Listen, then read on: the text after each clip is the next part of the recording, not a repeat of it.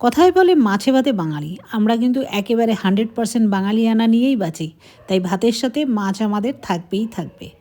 আজকের আমাদের লাঞ্চ থালিতে সাদা ভাতের সাথে যেগুলো ছিল সেগুলো হচ্ছে আলু পেঁয়াজ কলি ভাজা, তার সাথে শসা আর পেঁয়াজটা নিয়েছিলাম, কাঁচা লঙ্কাটা নিতে ভুলে গেছি তাই পরে নিয়েছিলাম, তোমাদের আর দেখানো হয়নি।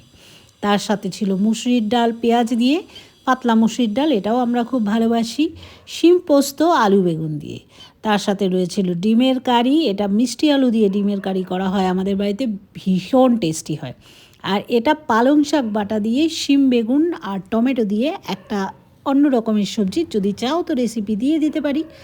আর তার সাথে ছিল বড় বড় সাইজের শোল মাছ, লাউ দিয়ে শোল মাছ করা হয়েছিল, এটাও আমরা ভীষণ ভালোবাসি।